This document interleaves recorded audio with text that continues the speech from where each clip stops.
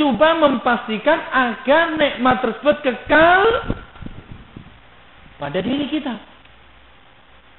Tetapi apabila nikmat Allah itu tidak disyukuri, maka keadaan itu akan membawa kepada hilangnya nikmat tersebut. Itulah yang disebut oleh Allah, a'udzubillahi minasyaitonir rajim, wa iz ta'adzana rabbukum la in syakartum la azidannakum. Dan ingatlah ketika Tuhan kamu memberitahukan, kalau kamu bersyukur, la in syakartum, kalau kamu bersyukur, la azidannakum, tentu akan aku memberikan lebih banyak lagi.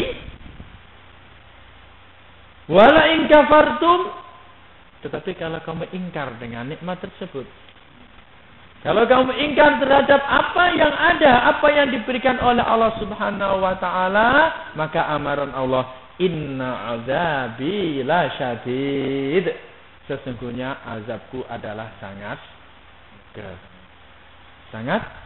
pedih.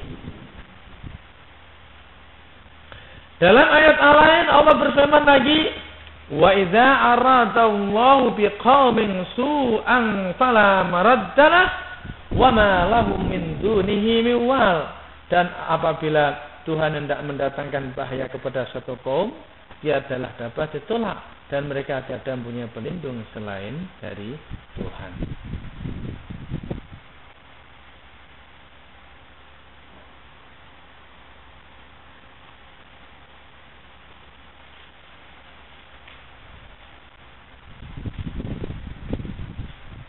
Ambil Quran, Quran.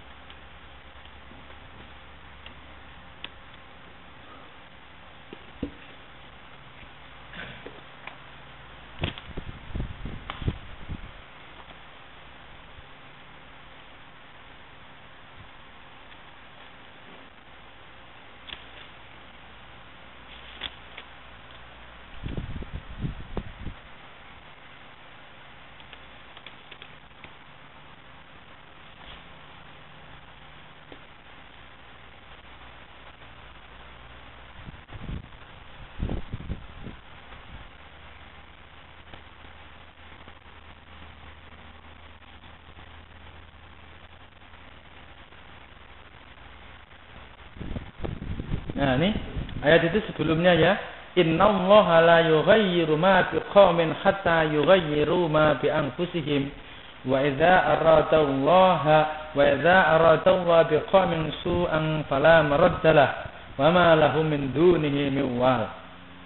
Sesungguhnya Allah tidak mengubah nasib sesuatu kaum sehingga kaum tersebut mengubah nasib mereka. Maknanya Allah tidak akan, maksudnya dalam konteks ayat ini sepatutnya ya ada satu potongan ayat sebelum itu yang tertinggal. Innallaha la yughayyiru ma biqaumin hatta yughayyiru ma bi anfusihim. Ayat ini boleh ditafsirkan dengan dua pengertian. Pengertian yang pertama tentang masalah nasib ini, bahwa Allah ini tidak mengubah nasib suatu kaum sehingga mereka berusaha mengubahnya. Bermakna kalau orang itu lapar, sebagaimana dia tidak berusaha untuk mendapatkan nasi, maka nasi itu tak akan dapat datang di mulutnya sendiri. Itu pahamlah. Ini juga ayat ini juga bermakna Allah tidak akan mengubah nikmat yang berlaku ke atas seorang manusia sehingga orang tersebut mengubahnya. Artinya, kalau orang tersebut bersyukur, maka Allah tetap akan mengekalkannya. Tapi kalau dia coba mengubah nikmatnya, seseorang tersebut coba mengubah nikmatnya yang dia terima dengan tidak mensyukuri dan tidak membuktikannya, niscaya Allah nanti juga akan menghilangkannya. Itu maksudnya. Itu ada makna ganda dalam ayat tersebut.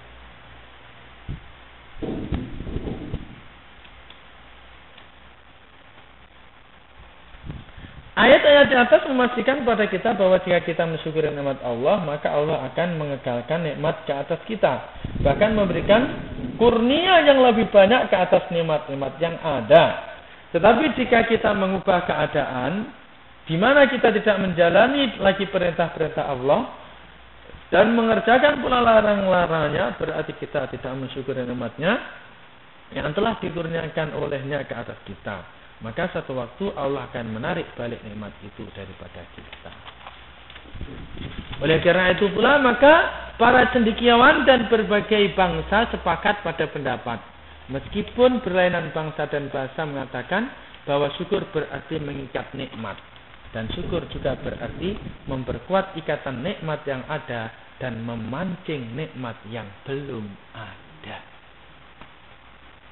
Jadi kita bersyukur pada suatu nikmat, berarti kita ini mengikat, mengekalkan nikmat yang sudah ada dan memancing nikmat yang belum datang. Senang aja contohnya.